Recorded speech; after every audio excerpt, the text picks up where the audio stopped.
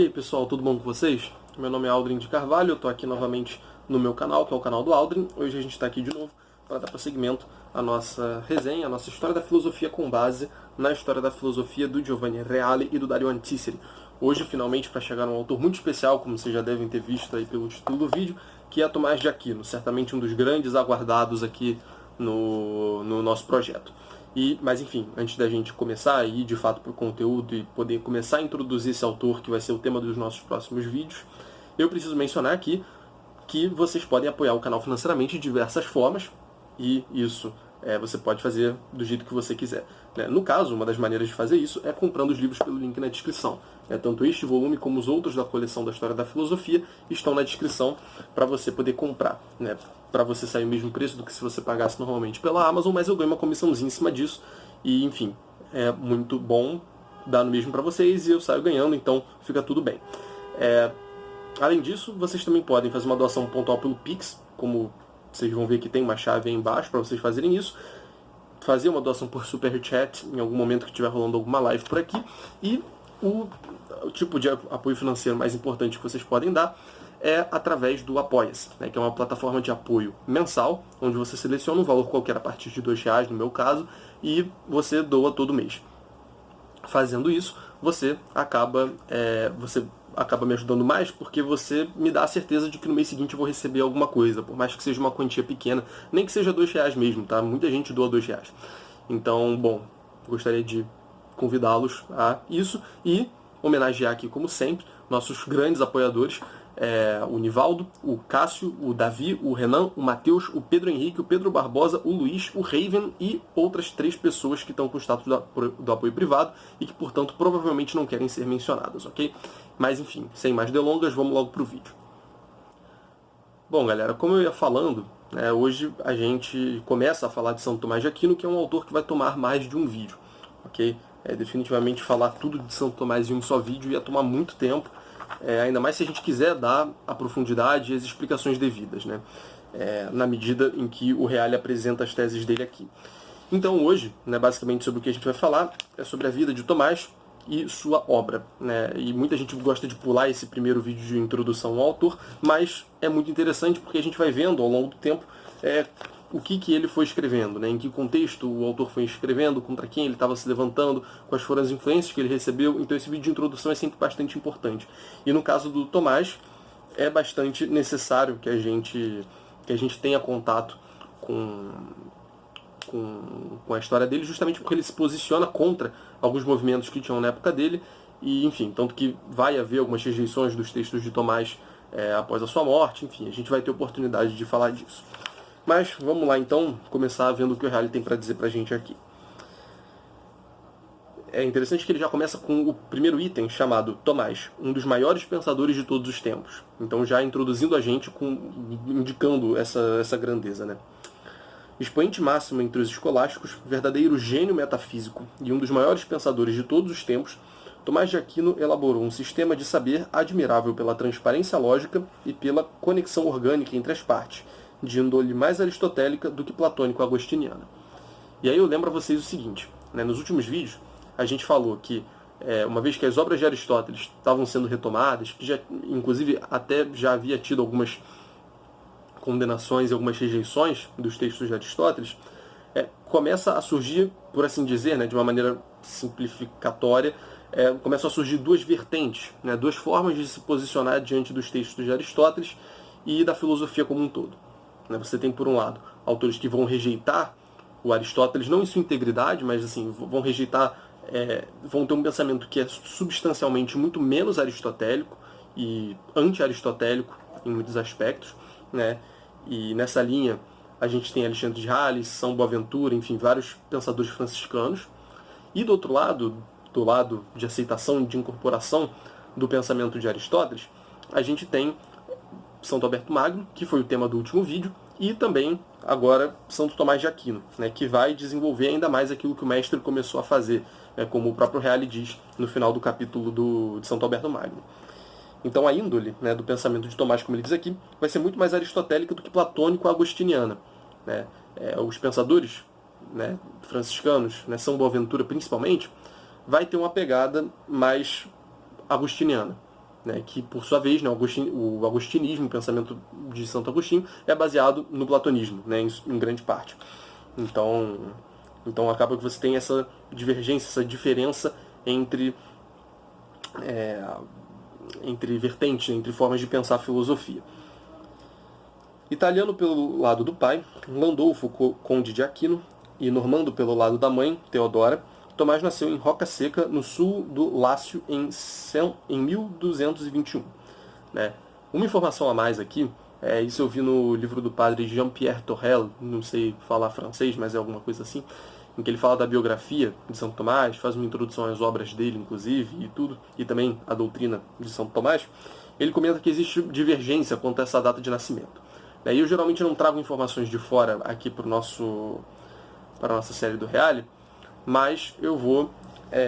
mas eu estou trazendo essa informação agora por um motivo que vai ficar claro depois. Mas saibam que existe uma certa divergência com relação à data de nascimento de Tomás, variando aí justamente entre 1221 e 1225. Tá?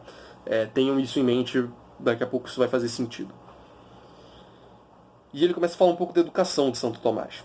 Teve uma educação primária na abadia de Monte Cassino, para onde foi levado na esperança de que contribuísse para o brilho do sobrenome da família. Com efeito, o abade de Monte Cassino era poderoso feudatário, mas devido às contíguas guerras entre Papa e Imperador, a abadia foi logo reduzida a estado de abandono desolador e de triste decadência. Por essa razão, Tomás prosseguiu seus estudos em Nápoles, na universidade recentemente fundada por Frederico II. A gente já falou um pouco da Universidade de Nápoles, a Universidade de Paris, a gente já falou um pouco sobre as universidades famosas do período da Idade Média, a gente tem um vídeo só falando disso, se você quiser voltar para ver. E foi aí, justamente em Nápoles, que entrou em contato com a Ordem dos Dominicanos, muitos dos quais dedicavam-se ao estudo e ao ensino universitários. Então, a Ordem dos Dominicanos, a ordem fundada por São Domingos do Gusmão, e que surgiu aí mais ou menos na mesma época da Ordem Franciscana. Inclusive, você vai ter esse embate intelectual entre essas duas ordens no plano da filosofia, como eu já mencionei, como eu acabei de relembrar agora, mas como eu já mencionei com um pouquinho mais de detalhe no último vídeo. Mas que, enfim, que é algo que a gente vai ver transparecer nos próximos vídeos, que vão ser justamente sobre esses franciscanos, uma vez que a gente tiver falado de Santo Tomás. Então ele decidiu entrar na ordem dos dominicanos. E decidiu ingressar na ordem, atraído pela nova forma de vida religiosa, aberta para as novas instâncias sociais, envolvida no debate cultural e livre de interesses mundanos. Sua decisão foi firme e, apesar da oposição da família, expressa por várias formas, tornou-se irrevogável. De fato, essa é uma questão bastante conhecida da vida de Santo Tomás, que a família dele não queria que ele entrasse na ordem. Talvez a gente possa trazer um dia alguma biografia um pouco mais aprofundada de São Tomás, mas é interessante notar que ele foi fazer isso, então, contrariamente ao que a família dele desejava que ele fizesse. E ele menciona algo interessante aqui. Discípulo de Alberto Magno em Colônia, entre 1248 e 1252, logo mostrou seu talento especulativo. Convidado pelo mestre a expor seu ponto de vista sobre uma quest, ou sobre uma questão de filosofia, que estava sendo debatida, Tomás, que era chamado de boi mudo pelo comportamento reservado e silencioso, expôs o problema com tanta profundidade e limpidez que levou Alberto a exclamar o seguinte: "Este moço que nós chamamos de boi mudo mugirá tão forte que se fará ouvir no mundo inteiro." Então, ele era chamado boi mudo, justamente porque ele tinha um porte grande, como um boi, e mudo porque ele não falava muito, era um cara mais... o cara que ficava na dele, era um cara mais reservado e silencioso, como ele diz aqui. Então era chamado de boi mudo por causa dessas duas características.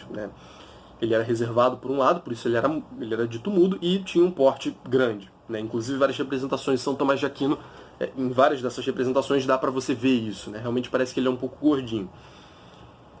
E aí ele fala que o Alberto então colocou o Tomás para falar sobre uma questão, para buscar uma solução, enfim, debater alguma questão. Confesso que não sei que questão é essa.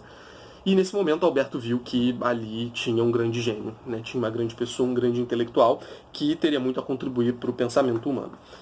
Este moço, que nós chamamos de boi mudo, mugirá tão forte que fará ouvir no mundo inteiro, que se fará ouvir no mundo inteiro.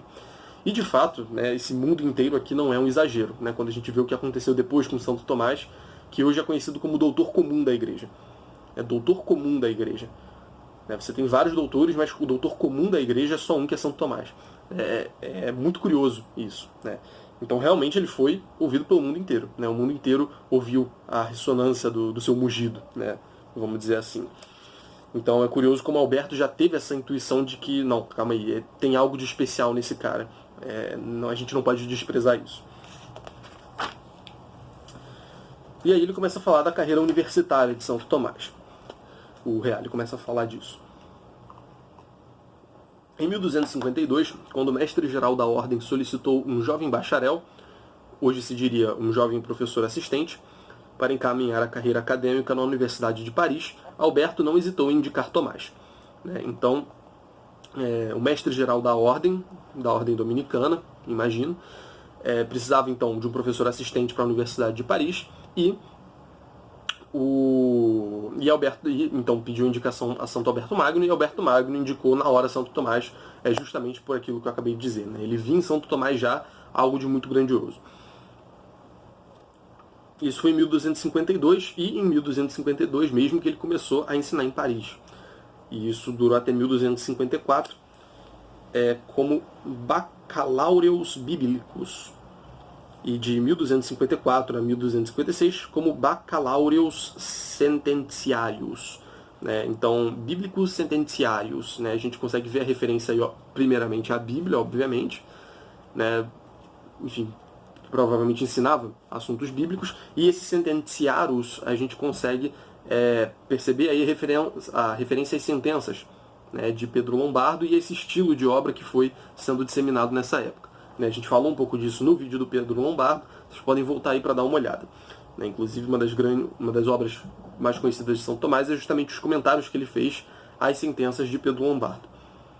Mas enfim, a gente já falou um pouco mais disso no vídeo próprio do Pedro Lombardo e das sentenças dele. Nada temos do seu ensino bíblico, mas dos seus comentários às sentenças de Pedro Lombardo, resta-nos um monumental Scriptum in Libros Quatur Sententiarum, né, do qual a gente já falou.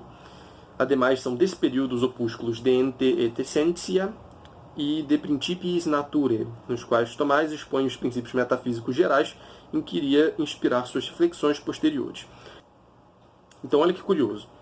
O Reale acabou de mencionar aqui 2 tratados de Tomás que são super importantes para o pensamento dele, né? O do Ente e a Essência e dos Princípios da Natureza, e principalmente o Ente e a Essência, sim, a obra mais fundamental de São Tomás, provavelmente. Ele menciona aqui que ele escreveu justamente nesse período em que ele estava na Universidade de Paris. Ou seja, ele aparentemente ainda era relativamente jovem, relativamente novo. Né? Geralmente a gente espera de um grande filósofo que lance a sua magnum opus, né, já quando está velho. Mas não, a gente vê que um tratado tão importante como Ente e Essência foi lançado muito, muito, muito antes, na verdade. Né? Muito, muito antes de São Tomás poder ser considerado velho. Aliás, ele não vai poder ser considerado velho porque ele morreu muito antes disso ser possível. Mas, enfim, disso a gente ainda vai ter tempo de falar.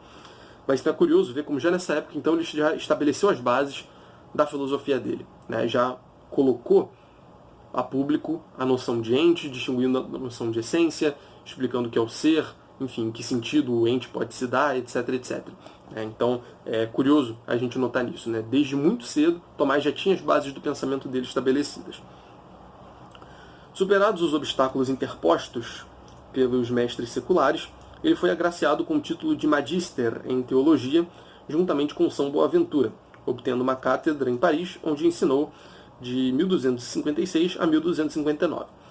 Então aqui a gente tem São Boaventura, né, que é um grande rival de Santo Tomás em termos de doutrina, né, filosófica e tal. A gente tem então eles dois, aparentemente, ao mesmo tempo se tornando professores da Universidade de Paris. O que é bastante interessante. Vai ser bem legal quando a gente for começar a ver as divergências de pensamento entre eles. E ele fala aqui que remontam a esse período as Questiones Disputate de Veritate, questões disputadas sobre a verdade, uma obra famosíssima também, o comentário ao De Trinitate de Boécio e a Suma contra os Gentios. Né? Enfim, essa aí dispensa apresentações. E depois desse período parisiense, Tomás peregrinou pelas maiores universidades europeias. Pertencem a essa época as Questiones Disputate de Potentia, sobre a potência, o comentário ao De Divinis Nominibus, do Pseudo Dionísio, né, dos nomes divinos. A gente tem um vídeo falando sobre Pseudo Dionísio aqui, um vídeo que inclusive eu particularmente considero bastante bom, bastante claro. o Compendium Theologiae, também famosíssimo de Santo Tomás, e o De Substanti Separatis, né, sobre as substâncias separadas, né, os anjos, enfim, esse tipo de coisa. E é interessante aqui que o Halley vai começar a falar um pouquinho aqui sobre a treta dele com os averroístas, né? Que ele fala aqui: chamado pela segunda vez a Paris para combater os anti-aristotélicos e os averroístas, que tinham em Sigurd de Brabante o seu porta-voz, ele escreveu o De Eternitate Mundi e o De Unitate Intellectus contra Averroistas, e preparou um esboço da sua maior obra, que é a Suma Teológica, iniciada em sua estadia em Roma e Viterbo, e continuada em Paris e depois em Nápoles, mas não concluída. Né, para quem não sabe, a Suma Teológica de São Tomás de Aquino, que é uma grande... enfim, quando você pensa em Tomás de Aquino, você já pensa em Suma Teológica, né? Mas enfim, ela não foi completa, né, ela não foi terminada em vida, finalizada por ele. Né? Na verdade, você tem ali alguns tratados ali no final da Suma Teológica que foram escritos por um discípulo dele, e me foge completamente o nome dele agora. Mas enfim, interessante ver isso então, que ele voltou a Paris justamente para combater os averroístas e aqueles anti-aristotélicos. Enfim, como eu disse, havia uma tendência anti-aristotélica bastante forte.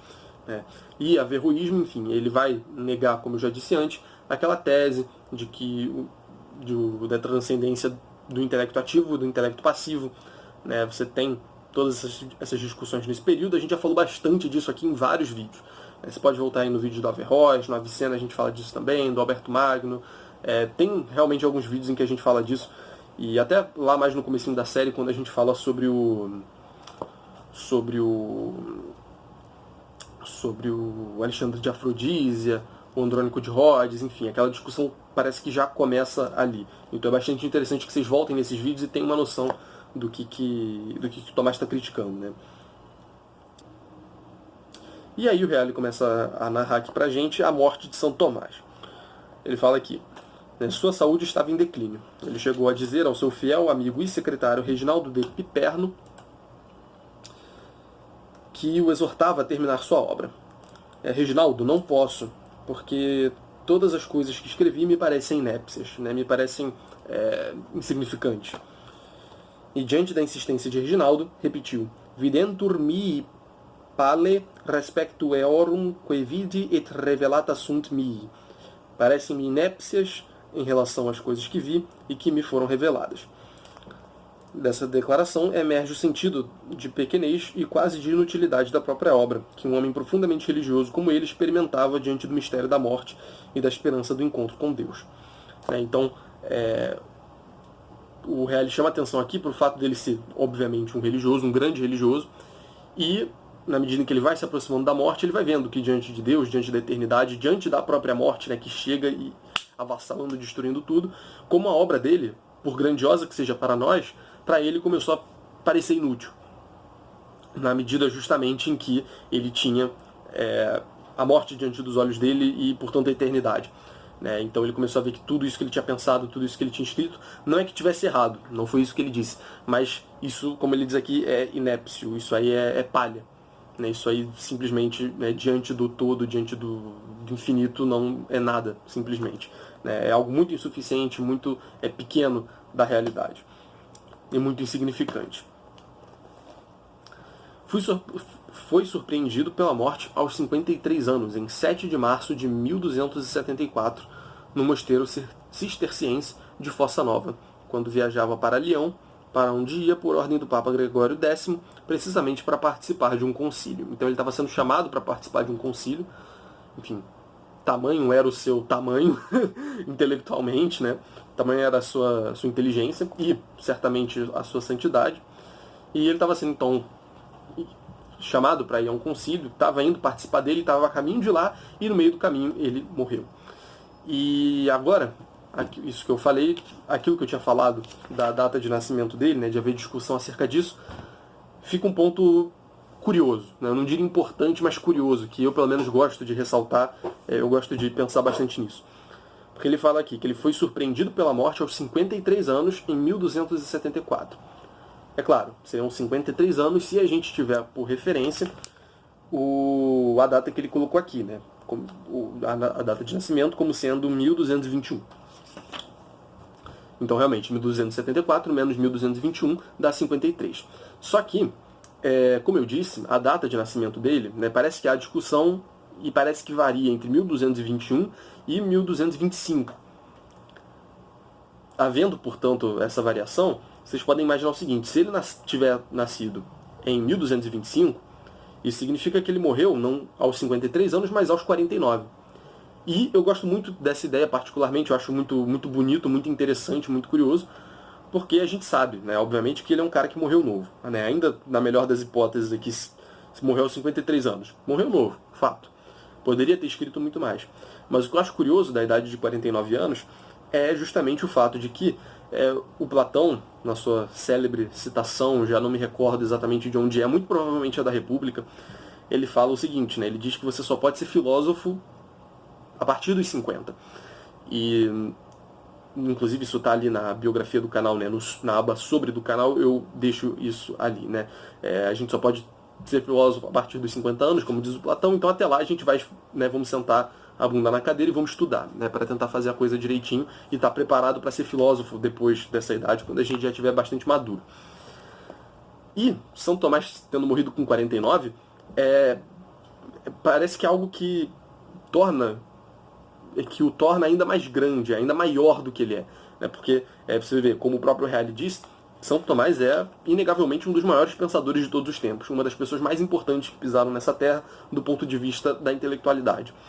Então, quando a gente vê que ele morreu aos 49 anos, logo antes de completar os 50, que é onde o Platão falou que deveria ser, tipo, a partir daqui o cara pode ser filósofo, a gente vê que o cara realmente ele transcendeu muito o que era o padrão, né? O que a gente está acostumado a entender como, enfim, filosofia sendo algo para pessoas mais idosas, mais maduras, e de fato mas não é isso que eu estou negando, mas eu apenas estou dizendo que é curioso ver como o tamanho de Tomás aumenta a partir do momento em que ele conseguiu ser um grande filósofo, um dos maiores pensadores de todos os tempos, não tendo atingido ainda 50 anos e tendo ficado por um ano aí de completar os 50.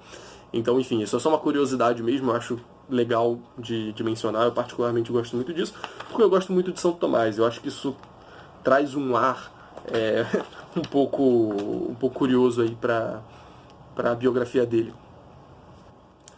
Então, bom, gente, esse foi o vídeo, eu espero muito que vocês tenham gostado. Eu gostaria, inclusive, de pedir desculpa aqui para vocês antes de fechar o vídeo, porque eu passei as últimas semanas aí sem gravar vídeo, não saiu vídeo no canal e eu já estava também há muito mais tempo sem gravar, porque os vídeos que saíram já estavam programados há um tempo, e agora os da História da Filosofia acabaram no Alberto Magno, estou aqui gravando de Tomás, e eu estou salientando isso aqui agora porque, honestamente, eu gostaria muito de ter gravado vídeos antes, só que eu, primeiro, fiquei doente, peguei Covid de novo.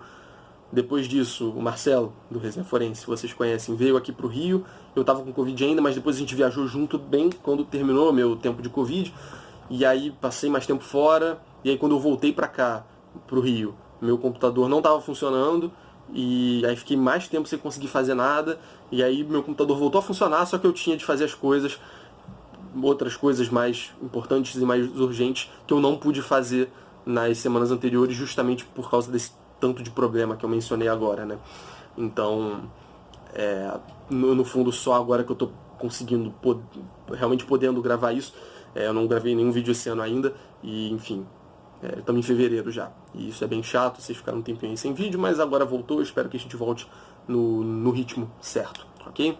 Muito obrigado, galera. Não se esqueçam de deixar um like aí embaixo, favoritar o vídeo, comentar, divulgar o vídeo para quem vocês acharem que possa se interessar, que é o mais importante, e também apoiar o canal financeiramente aí por qualquer via que vocês quiserem, tá bom? Valeu, gente. Tchau, tchau.